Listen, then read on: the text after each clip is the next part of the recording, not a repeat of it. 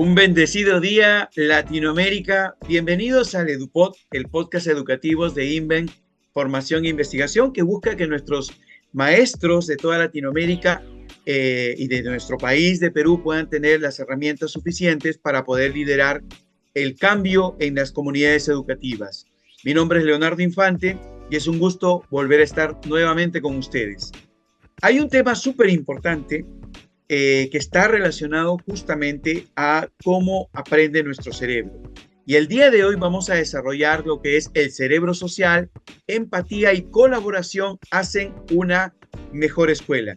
Y nuevamente vamos a tener el gusto inmenso y la bendición de poder contar con la doctora Ana Lucía Campos, quien es educadora con una amplia experiencia en educación infantil, primaria y superior, además especialista en neurociencia educacional y desarrollo cerebral infantil, máster en neurociencia por la USAL y miembro del Consejo de Asesores del INVES en Estados Unidos.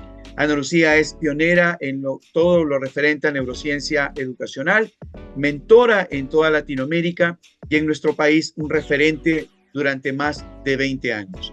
También ha fundado el Instituto Mente, Cerebro y Educación en Brasil y ha sido premiada internacionalmente por su contribución a la educación. Ana Lucía, muy buenos días. Buenos días, muchas gracias por una invitación más. Estábamos, como siempre, yo utilizando algunos elementos de lo previo y me contabas cómo es de cercana a la gente en México y me contaste una anécdota que me parece fabuloso como preámbulo al tema del día de hoy. ¿Podrías contarnos nuevamente, por favor? Claro, Leo, les contaba que durante muchos años vengo apoyando a la educación pública de México en todo el proceso de reformas, bases científicas para la política pública. Entonces tengo el honor de estar muy cerca a quien está haciendo el movimiento educativo. Y en una oportunidad, el gobierno me invita a trabajar con casi 1.500 profesionales que iban a certificarse que la reforma se diera en el estado de Nuevo León. Y el cariño que uno va construyendo, ¿no? Con todas esas personas, de estar una semana completa, se va materializando en gestos. Entonces yo estaba contando que pasé por dos momentos muy lindos en México, en que había una señora justo al inicio observando mi clase y haciendo las cosas junto y paraba y me miraba, me miraba, me miraba. Y yo decía, ¿qué cosa me mira, no? Y me dijo, maestra, maestro, y bien te olvidaste poner los aretes. Porque te mira, es lo que yo le digo a los profesores. Los alumnos te miran con un ojo, te miran con el otro ojo, ¿no? Entonces ella, te olvidaste los aretes y se sacó los aretes y me entregó los aretes. Y era una época en México que estaba caliente, pero como había un tema de los huracanes, de lluvia, de todo, el clima cambió por completo y vino un frío tremendo. Y el otro día estoy yo con manga corta, muriéndome de frío. Allá una persona se levanta y me entrega su chompa. Entonces, son estos gestos que uno siempre los tiene adentro, ¿no? Además de lo material que yo te contaba, que cada lugar que voy, cada país que voy, cada ciudad, ahorita estuve en Perú y en Puno me regalaron cada cosita, el torito de, ¿cómo se llama? De Pucará, ¿no? Me regalaron, ¿no? Entonces, cada lugarcito te llevas un pedacito de las personas y esto es tan emocionante para nosotros porque pasamos muchas horas lejos de la familia, pasamos muchas horas solos en los hoteles. A veces la Y, gente dice, qué rica tu vida, viajar todo el tiempo, pero tiene Sin su embargo, cosa. esos gestos que nos has contado nos permiten pensar que en sociedad nos hacemos mucho más humanos. Y esos pequeños detalles son los que permiten construir emociones y recuerdos fuertes en nuestro cerebro. Ana Lucía, para empezar, ¿cómo podrías explicarnos este cerebro social y cómo puede influir en la educación? Bueno, es algo espectacular porque nosotros como especie somos genuinamente seres sociales, ¿no? Tanto es así que cuando salimos del vientre de la mamá, una de las primeras cosas que necesita hacer mi cerebro recién nacido es encontrar un cerebro adulto para hacer una conexión, ¿no? Para tener una relación vincular, para crear lo que en tantos años venimos hablando que es el apego a esta persona, para que me ayude en la adaptación de este nuevo contexto en que voy a vivir, ¿no? Que me ayude en el cuidado que necesito tener para sobrevivir ahí, que cuide de mi alimentación, de abrigarme, de atender mis llantos, porque en este momento yo tengo que estar inmerso en un nuevo contexto social, tengo que aprender, porque aprender para mí es cuestión de supervivencia. Entonces, desde el momento del nacimiento, el contexto social es muy, muy importante para el ser humano. Y en los últimos años conseguimos ver este tema del cerebro social con mucho más claridad por la neurotecnología que se ha desarrollado, o sea, diferentes instrumentos que investiga al cerebro humano sin esperar la muerte de este cerebro, sin esperar la enfermedad de este cerebro, porque así fuimos construyendo la historia, ¿no?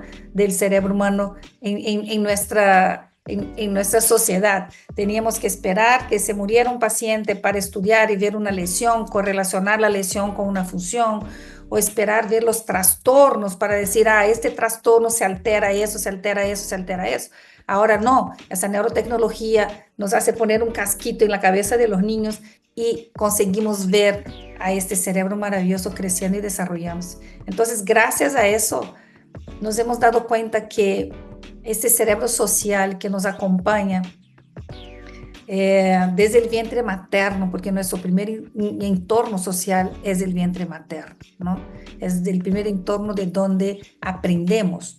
No solamente nos viene por genética, ¿no? Es herencia de mamá, sino que mi mamá con su salud, ¿no? Física, emocional, etcétera, me lleva a mi ambiente protegido por la placenta muchos estímulos externos que ya son parte de la construcción de ese cerebro social. Entonces, vimos en las últimas décadas el florecimiento de las investigaciones sobre el cerebro social a tal punto que comenzamos a entender que las dos corrientes que discutían constantemente sobre que nuestro cerebro está y es porque es fruto de la genética, y la otra corriente porque es fruto del entorno. Hoy día ya sabemos que hay un diálogo, ¿no?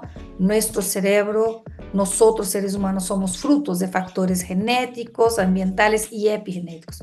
Y el cerebro social se construye así, por factores genéticos, por factores sociales, ambientales, contextuales, porque una cosa es un mega sistema y la otra cosa es un sistema nuclear, y en el diálogo entre esos factores vamos construyéndonos como seres humanos, ¿no? Porque nacemos humanos, pero tenemos que hacernos humanos, y ese hacernos humanos significa estar inmerso en un sistema, en un entorno social humano.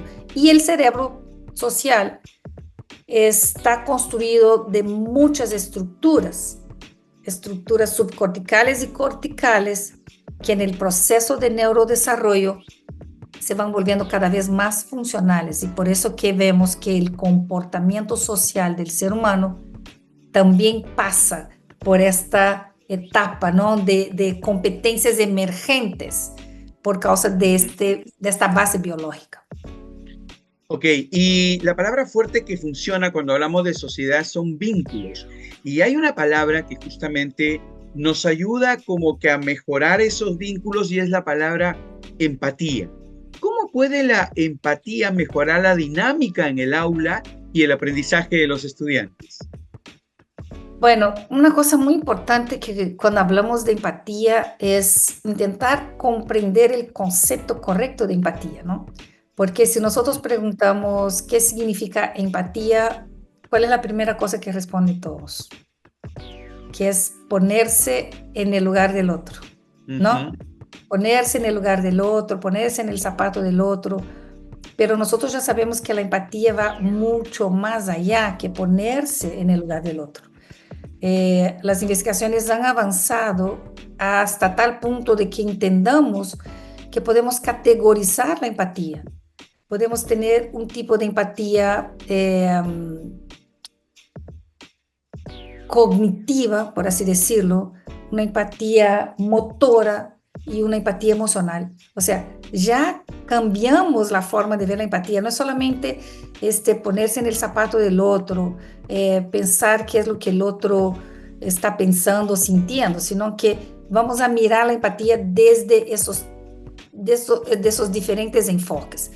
Pero para entender la empatía hay un pasito previo para entender la empatía. Y entender la empatía, primero, es comenzar a entender esta base biológica del cerebro social. Y cuando miramos esta base biológica del cerebro social, miramos que una de las características de este cerebro social es la capacidad de imitación.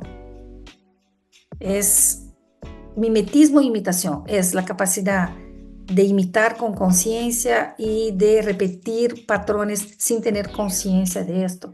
Entonces, ya como característica, mi cerebro tiene posibilidades de aprender del otro, de imitar al otro.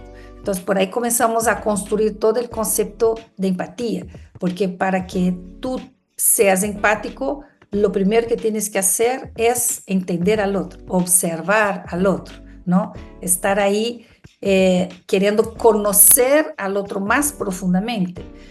Y dentro de esta lectura del cerebro social, de la empatía, viene la palabrita cognición social, que es muy importante también entenderla, que se relaciona directamente con la empatía, que es esa posibilidad que tengo yo de procesar la información que estoy observando del comportamiento de la otra persona, de las otras personas, e intentar en mi mente hacer una conclusión, por así decirlo, exacta de los sentimientos, de los pensamientos, de las intenciones de la otra persona.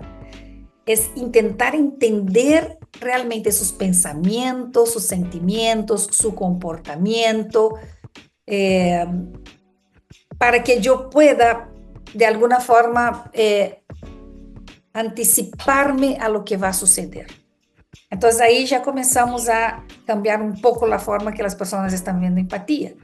Entonces, la empatía no es solamente ponerme en el lugar del otro. La empatía tiene que ver con comprender al otro, con estar atento si la forma que estoy percibiendo el otro no está sesgada por mis propias creencias, ¿no? Y ahí comienzo a construir ya la visión del otro a partir de esa cognición social, no para que el otro sea de la manera que yo quiero, ¿no? Sino para que yo sepa vivir y convivir con él. Y ahí comienzo, a partir de esa comprensión del otro, a abrir la posibilidad de desarrollar la empatía, ¿no? Y ahí cuando comienzo a hablar de esta empatía, comienzo a hablar de la empatía como un constructo básico de esta cognición social, como un constructo básico del desarrollo de nuestras sociedades, del desarrollo socioemocional. Entonces, si vamos a un concepto chiquitito de empatía, es más allá que ponerse en el lugar del otro, es construir una percepción lo más adecuada posible del otro, al observarlo, al convivir con el otro, entender al otro libre de nuestras creencias, ¿no? Libre de nuestras creencias y principalmente pensar en esos aspectos diferenciados de la empatía, porque la empatía me lleva a imaginarme en el lugar del otro cuando él está sintiendo una cosa emocional muy fuerte, que es lo que hablamos nosotros de la empatía emocional, ¿no? Que la empatía me lleva a copiar el comportamiento del otro, que es lo que hablamos de la empatía motora. Y que la empatía también me lleva a inferir qué es lo que el otro está pensando, qué es lo que el otro necesita, qué es lo que el otro va a hacer, ¿no? ¿Qué decisión va a tomar a partir de sus pensamientos y de sus emociones? Que ahí es donde hablamos de empatía cognitiva. Entonces, miren cómo la neurociencia social ha avanzado tanto que lo que en un comienzo se estudiaba solo la empatía como algo, no sé cómo decirte, como una cosa nomás, ya estamos desmenuzando la empatía, por lo menos en esas tres categorías muy notorias. No, y me parece muy interesante lo que dices, ¿no? Porque nosotros nos hemos quedado con esa frase que justamente indicaste, no es ponerme en los zapatos del otro, ponerme en el lugar del otro. Pero ya cuando hablamos de un aspecto cognitivo, de un aspecto cultural, de un aspecto de no sesgar, de mirar al otro, pero de no, porque ponerme en el lugar del otro puede ser, oye, yo quiero que seas como yo, porque yo soy mejor que tú, porque pienso mejor que tú y está en nuestro deseo de querer cambiarlo, pero claro, todo este camino volitivo, porque hay que querer conocer a la otra persona, su cultura, su dimensión social y sobre todo esto que también termina en el aspecto motor, ¿no? Ana Lucía, a partir de lo que nos comentas, ¿qué técnicas o estrategias podemos implementar en la escuela para desarrollar la empatía? Mira, yo creo que una de las primeras cosas que tenemos que hacer es entender realmente que la empatía tiene que ver con aspectos afectivos, cognitivos y comportamentales, ¿no? Ahí es donde a veces uno dice, el lenguaje gestual es tan importante como el lenguaje oral. Entonces, por ejemplo, esta empatía motora, tú la notas mucho cuando todos están viendo fútbol, que cuando gritan gol todos levantan el brazo. Entonces, ¿no? En Perú hay algo muy característico de empatía motora que es, no sé si en Trujillo es así, pero en Lima es así, cuando uno se ríe, aplaude, se ríe y aplaude, ¿no? Y esto es empatía motora. Yo estoy contigo, tú empiezas a reír y te aplaudo, y yo también comienzo a hacer esto. Entonces, cuando el profesor comienza a ver esos tres tipos de empatía motora, cognitiva, emocional, comienza a repensar muchas cosas de su práctica. Primero, comienza a repensar hasta su lenguaje no verbal, ¿no? Comienza a repensar la forma que él está leyendo el lenguaje no verbal de sus estudiantes. Tengo un ejemplo de una profesora que tuve de geografía y si nosotros hiciéramos eso en su clase, ella venía y nos tumbaba la mano y era rígida y decía, no se puede agarrar la cabeza porque para ella esto era desatención. Pero si tú vas a leer algunos papers, existen el lenguaje gestual de la persona que está pensando, razonando, suele ser esta, coloca la mano debajo de la cabeza, pon los ojos hacia arriba, los ojos van hacia un lado, no, es un lenguaje no verbal. Entonces, entender en el aula esto, ¿no? Esa empatía motora es, entiende el lenguaje no verbal que tienes, entiende el lenguaje no verbal de sus estudiantes para empatizar con ellos, para ver si realmente qué es lo que este cuerpo te quiere decir. Y la empatía emocional tiene mucho que ver con el área moral también, que es cuando es construida esta empatía emocional, no es que lleve a una persona a tener que llorar porque la otra persona está llorando con ella, ¿ya? Porque a veces dice, ay, yo no soy empática porque viene fulanita y llora porque perdió una persona, pero yo no conseguí llorar, yo no conseguí llorar. Y digo, no quiere decir esto, o sea, la empatía no es porque llora y que tú tienes que llorar, que se ríe y que tú tienes que reír. Esa empatía emocional es una empatía en que tú logras salir de tus percepciones sesgadas y ser totalmente abierto a la comprensión de la emoción, del sentimiento del otro, porque esa emoción, ese sentimiento lo está llevando a un comportamiento. Entonces, para los profesores, esa empatía emocional es prestar atención en las emociones de sus estudiantes, entenderlos profundamente, saber que hay aspectos que ellos no consiguen manejar con relación a la regulación de sus emociones por el proceso de neurodesarrollo, por la maduración de su cerebro. Entonces, niños más pequeños, cuando tienen que llorar, lloran, pero lloran de una forma así, notoria, ¿no? ¿Y por qué? Porque la regulación de las emociones para los más jóvenes es muy, muy compleja. Entonces, esa empatía emocional es entender en la etapa del desarrollo que está mi estudiante, cuánto él puede regular sus emociones o cuánto sus emociones me están dando algunas pistas de lo que está pensando y de lo que está sintiendo. Y la empatía cognitiva es esa, de que necesito inferir, ¿no?, sobre lo que está pensando. ¿Qué estará pensando mi estudiante sobre el aprendizaje? ¿Qué estará pensando mi estudiante sobre mí? ¿Qué estará pensando los estudiantes sobre mi clase? Y ustedes saben, por ejemplo, que uno de los avances que hubo dentro del sistema educativo fue la coevaluación, ¿no? En que uno hace la evaluación de lo que está pasando con el otro. Se termina una clase, se termina el ciclo en la universidad, los alumnos evalúan el trabajo de los profesores.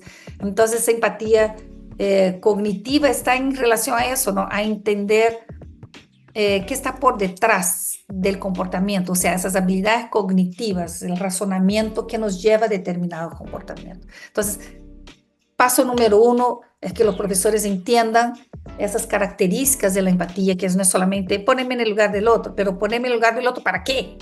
¿Para qué? ¿No? Para darle oportunidad de expresar sus emociones, para ayudarlo a regularlas, para entender su lenguaje no verbal, ¿no? Para cuidar mis emociones, mi lenguaje no verbal, para entender que los pensamientos de mis estudiantes los llevan a determinados comportamientos. Entonces vamos a entender el pensamiento. Pregúntale sobre qué han pensado para que puedan hacer bullying, ¿no? Entonces ahí es dar un pasito más allá.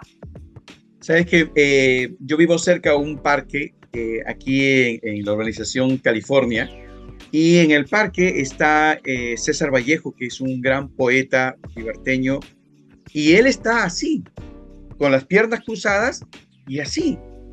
Quiere decir que está en su función pensante. Y es muy cierto lo que tú dices, porque bueno, como docente también me he dado cuenta que los chicos tienen diferentes formas de mostrar en la clase cómo están, qué están pensando, y no todos pueden estar igual. Y uno lo primero que piensa cuando ve a alguien así, este está volado, este no está en mi clase. Sí. Y somos prejuiciosos, y es cierto, cuando en realidad sí puede estar en mi clase y está pensando algo, una palabra, un gesto, algo, y lo está procesando. Entonces, excelente. Y hablando de la coevaluación que nos has mencionado, vamos a pasar a este segundo constructo, que es la colaboración. ¿Qué papel juega la colaboración en el entorno escolar? ¿Cómo potenciamos la colaboración en el entorno escolar? Bueno, una de las formas de entender la colaboración desde esa base biológica es entendiendo que realmente existe un sistema neuroquímico en nosotros, o sea que son muchos mensajeros químicos que están trabajando en la comunicación entre las neuronas, en la sinapsis, transmitiendo información, ¿ya? Entonces, el funcionamiento humano está vinculado con ese sistema neuroquímico, el comportamiento humano está vinculado con ese sistema neuroquímico. Y ese sistema neuroquímico también influencia en las relaciones de colaboración. ¿Por qué? Para que yo colabore con otra persona, yo tengo que tener, además de esa empatía que hemos hablado, yo tengo que tener confianza en esa persona, yo tengo que tener emociones agradables cuando estoy con esta persona, yo necesito tener la capacidad de compartir mi atención con la otra persona. Por ejemplo, el sistema atencional es muy complejo y le funciona de muchas formas, ¿ya? Existe un tipo de atención que se llama atención compartida, que es una atención espectacular para la colaboración, porque es la atención que me permite estar haciendo mi tarea. Supongamos, estamos haciendo un proyecto juntos en el aula, somos del mismo equipo, de la misma comunidad, pero yo tengo mi tarea, pero nosotros dos tenemos una tarea juntas. Entonces, esa atención compartida es, yo realizo mi tarea, pero yo te atiendo a ti. Tú me preguntas y yo te respondo, ¿no? Estamos ahí compartiendo un momento juntos. Entonces, la colaboración en sí está vinculada con muchas habilidades que se forman desde los primeros momentos de vida, que tienen un diálogo con nuestro sistema neuroquímico, que las conexiones dopaminérgicas, serotoninérgicas, ¿no? Las conexiones donde hay la oxitocina como un mensajero, que es un mensajero que está vinculado con relaciones, con vínculos de confianza, van modelando mi posibilidad de colaboración. Entonces, si yo tengo miedo de la persona que está a mi lado, yo no tengo en mi sistema neuroquímico mensajeros químicos que me dicen qué agradable es esta relación, vamos a trabajar juntos. No, yo tengo adrenalina, yo tengo cortisol, yo tengo miedo. Entonces, todo esto, en vez de acercarme a esto, me va a alejar de esto. Entonces, entender esto, que el hecho de colaborar con el otro tiene que ver mucho con los mensajes internos que hay en mi sistema nervioso, ¿no? Con la referencia que tiene el otro para mí. Porque si el otro representa para mí amenaza, yo me alejo, yo no me acerco. Entonces, las mejores formas de colaboración comienzan por el conocimiento del otro, por construir habilidades socioemocionales de conciencia social, ¿no? ¿Quién es el otro? ¿Cómo es esa empatía que hemos hablado? Entonces, cuando tú comienzas a construir esas habilidades socioemocionales, que comienza a entender al otro como un aliado, no como un enemigo, todo ese sistema neuroquímico juega a favor. Entonces, hay una base que te da soporte para esa colaboración. Entonces, entender a la otra persona, sentirse bien con la otra persona, no tener la coacción como algo dentro de los momentos de colaboración, porque suele haber, si tú no haces eso, va a pasar tal cosa, tú tienes que hacer eso, tú tienes que hacer otro. La colaboración es construida, las reglas son construidas, que ese es el segundo punto, ¿no?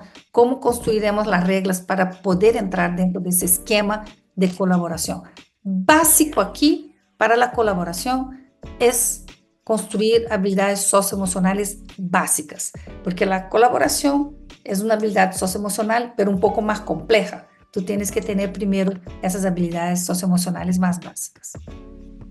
Entonces podríamos decir que en la medida que desarrollamos la empatía, como este especial respeto a las diferencias que podemos tener, a que cada persona es un individuo con competencias y capacidades y merecen los mismos respetos, en la medida que desarrollemos esta empatía, la colaboración va a ser mucho más efectiva, porque va a garantizar el respeto, que es un tema importante, ¿no? El respeto de cómo es la persona, cómo transmite sus emociones, cómo puede afectarme a mí o al equipo la alteración de las emociones. Entonces, entiendo más que ya una hipótesis, una tesis, a mayor empatía, mayor colaboración. Doña Lucía, sí. No, solo te iba a decir una cosa muy importante, ¿no? Nosotros los seres humanos nacemos con esta capacidad para colaborar, porque necesitamos colaborar para sobrevivir, ¿no? Si vamos a mirar toda la historia de la humanidad, necesitamos colaborar para coexistir, para enfrentar los riesgos de la sociedad en que estamos. Entonces, es muy importante pensar eso, que tenemos base. Me encanta mucho el trabajo de de Richard Davidson, que dice, nosotros los seres humanos nacemos bondadosos. Todos nacemos bondadosos, pero tenemos que preguntarnos qué es lo que estamos haciendo con esta bondad, ¿no? Claro, sí, en definitiva, ya lo sabemos qué estamos haciendo como sociedad y como escuela para que esta bondad se siga desarrollando, ¿no? Ana Lucía, para nuestros seguidores que son profesores, psicólogos, psicopedagogos, ¿qué consejos prácticos podrías darnos para integrar esta empatía y colaboración en el aula? Ay, bueno, yo creo que una de las cosas más importantes y más aún, ¿sabes qué? Cada vez más eh, la neurociencia social va entendiendo aspectos muy claves del proceso de desarrollo del cerebro social y dentro de esos aspectos importantes que tiene que considerar el educador es exactamente cómo la ciencia que investiga al cerebro humano nos puede dar algunas pistas sobre cómo trabajar mejor las bases para llegar a un aprendizaje colaborativo, porque tenemos mucha publicación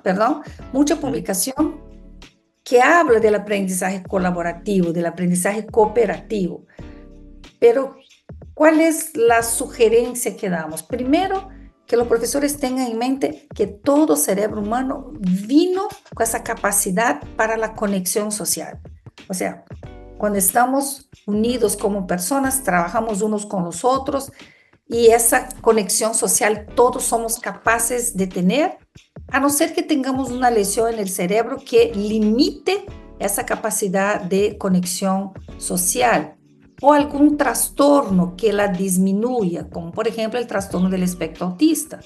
Pero que entiendan los profesores que todos nosotros tenemos esa capacidad, un cerebro para la conexión social. Si tenemos un cerebro para la conexión social, ¿qué tenemos que observar? Que cuanto más nos aseguremos de que en esta conexión con el otro, la confianza, el vínculo afectivo sea agradable. No me gusta hablar de emociones positivas, emociones negativas, porque todas las emociones tienen una función. Pero cuando garantizamos que estamos construyendo en nuestras aulas vínculos positivos, vínculos afectivos, ¿no? Vínculos afectivos, donde las emociones son agradables, donde nuestro cerebro está liberando oxitocina, que es esa neurohormona del vínculo y de la confianza, nos hace mucho más fácil la conexión con los demás, ¿ya? Segundo, entonces primero es pensar que todos nuestros estudiantes y nosotros tenemos esa capacidad de conexión social porque hay una base biológica para eso. Segundo, que por más que el cerebro tenga tanto potencial, hay determinadas habilidades que el cerebro necesita aprender y desarrollarlas. Por eso que la cooperación, la colaboración son habilidades socioemocionales que no van a surgir de la noche a la mañana. Necesitamos la maduración del cerebro, pero también necesitamos entrenarlas. Los niños más pequeños no van a ser tan colaborativos, ¿no? Van a pensar más en ellos. Entonces, pensar que ese proceso de construir un aprendizaje colaborativo va vinculado con las experiencias. Cuanto más experiencias yo tenga que promueva esto, más voy a entender que es necesario la colaboración, pero que esas experiencias tienen que respetar este biorritmo de mi estudiante, este neurodesarrollo. Y un otro aspecto importante también es que cuanto más las propuestas de aprendizaje tengan menos exigencia, menos trueque, ¿no? Coacción, amenaza o ansiedad mezclado con lo que se está pidiendo, lo que se está exigiendo, más van a disfrutar los estudiantes de la colaboración, más creativos van a ser. Porque en el cerebro hay un sistema llamado sistema de recompensa, es un sistema que se activa cuando mi cerebro lee algo que me genera placer. Entonces, una de las cosas, de las actividades de colaboración, donde los vínculos son positivos, donde las emociones son agradables, ¿no? ¿Qué va a hacer ese sistema de recompensa? Uy, voy a identificar que esta actividad que estoy haciendo es rica, es chévere, hay un diálogo de conexión con la dopamina, ¿no? Con la serotonina. Entonces, ¿qué quieren los estudiantes? Permanecer ahí. Entonces, es muy importante que en las actividades de colaboración los profesores planifiquen el tiempo, porque si están sentados haciendo algo en conjunto y apúrense, que termina, tienen 5 minutos, y ya no sé qué cosa, ya cambió todo, ya no es esa dopamina, esa serotonina, esa oxitocina, sino que es la adrenalina, el cortisol, el estrés, y vamos a entregar eso y terminar ya. Excelente lo que nos estás diciendo, ¿eh? Digamos que no solamente significa planificar una actividad para que trabajen en equipo a partir de retos, a través de proyectos colaborativos. No es eso, sino la dimensión del tiempo puede jugar a favor o en contra de los resultados que uno espera, ¿no? Entonces, ciertamente que significa parte de, sí o sí, tiene que haber un trabajo colaborativo, manejar el tema del tiempo de manera efectiva, y si no se terminó en esa clase, pues oye, vamos a dar un espacio más para que en la siguiente clase podamos terminar. Y además de eso, que cada equipo, porque son diferentes los equipos, así como existen personas diferentes, también existen equipos diferentes. Y hay una cosa increíble de lo que tú dices, ¿no? Que me hace recordar acá. Lo que hablaba un profesor ayer de Colombia, ¿no? Un niño no va a aprender a multiplicar si no aprendió a sumar, ¿no? Siempre hay, que yo les daba el concepto de habilidades emergentes, pero quería que ellos me explicaran qué era una habilidad emergente. Entonces, esa es una habilidad emergente. Entonces, lo que quisiera que el sistema educativo viera es que muchas propuestas que salen para la innovación de la práctica pedagógica están vinculadas con habilidades emergentes. Entonces, para que yo llegue a construir una comunidad de aprendizaje donde esté la colaboración, donde esté la cooperación, donde esté la empatía, necesito haber apostado desde los primeros años o desde el inicio de mi año escolar, porque no sé necesariamente qué hicieron los otros profesores, pero yo me certifico que desde el inicio del año escolar comencé a estimular las habilidades que son la base de la pirámide de habilidades hacia la complejidad. Entonces, ¿qué tengo que hacer primero para desarrollar la capacidad de cooperación? Mis estudiantes tengo que hacer con que desarrollen primero que una comunicación asertiva, una comunicación respetuosa, una comunicación abierta, ¿no? O sea, porque si no sé comunicarme con el otro, si no tengo escucha activa, la cooperación no va a funcionar. Entonces, ¿cuáles son las habilidades previas a la colaboración? La comunicación asertiva, ¿no?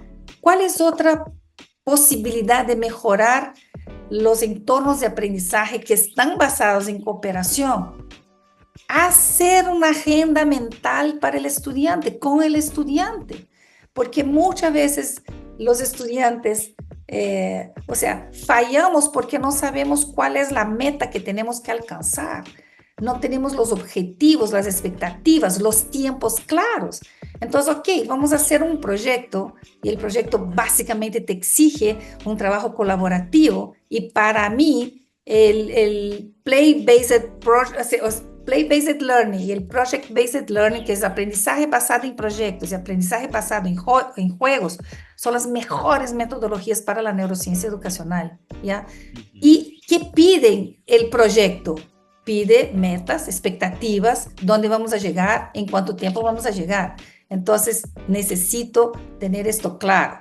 Necesito tener habilidades morales desarrolladas, valores. Es muy, muy importante entender que la dimensión moral y los valores tienen que estar en la escuela, porque no hay actividad colaborativa si no tengo respeto por el otro, si no respeto a los miembros del equipo, ¿no? Si no consigo entender la neurodiversidad de la comunidad en que estoy, porque como dices tú, cada uno es uno, hay un ritmo diferente. Entonces, para mí los valores también son la base de una actividad que sí exija colaboración.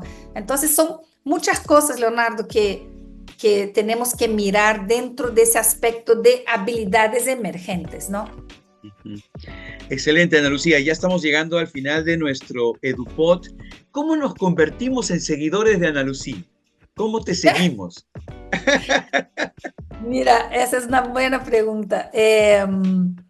Durante años Ana Lucía se ha resistido a entrar a las redes sociales porque yo trabajo mucho con unos lineamientos con relación al tema de salud mental y bienestar, ¿no? Y en algún momento las redes sociales en desequilibrio no colaboran con tu salud mental, no colaboran con tu bienestar. Yo estoy viajando, tengo un seminario itinerante por América Latina que es sobre el bienestar, la construcción del bienestar en los entornos educativos. Y una de las cosas que yo digo, si las redes sociales no te causan bienestar, si estás enviciándote, si no puedes dormir porque estás en Instagram todas las noches, cierra tus redes sociales. En algún momento yo cerré todas mis redes sociales por eso, por salud mental, pero de una manera tranquila, más suave. Tengo ahorita un Instagram donde realmente hacemos comunidad de aprendizaje. Normalmente yo mando un mensaje a los seguidores de Instagram y nos reunimos un sábado en la mañana y hablamos de diferentes temas. Entonces tengo un Facebook también, pero los que desean, en Instagram es Ana con doble N, .lucia.campos.neurociencia. Por ahí pueden entrar y es un grupo bien orgánico porque estamos cuidando esto, que sean realmente personas que quieran transformar la educación a partir de la ciencia. Gracias Excelente. por Y de preguntar. hecho, no, excelente. Te agradezco muchísimo sobre todo la sinceridad y cómo lo miras, porque nos ayuda también a reflexionar sobre el uso de las redes sociales. Y de hecho, nuestro congreso, aparte de la neurociencia educacional, que lo vamos a ver contigo, también vamos a ver el tema relacionado con la salud emocional en la escuela. Entonces, esto es un tema que seguramente va a salir. Ana Lucía, te agradecemos muchísimo el espacio que nos has dado en este podcast relacionado al cerebro social, empatía y colaboración hacen una mejor escuela. Y recuerdo que cuando te mandé la propuesta hiciste un par de correcciones que me parecieron fantásticas para que termine este EduPod. Queremos enviarte un fuerte abrazo desde Perú, de todo Muchas el gracias. equipo de INVE Formación e Investigación. Ya estamos cerca a nuestro congreso, así que vamos a dar un pasito más y nos vamos preparando para el próximo EduPod. Un abrazo fuerte y muchas bendiciones para ti ahí en Brasil. Muchas gracias, Leonardo. Felicitaciones por todo lo que vienes haciendo.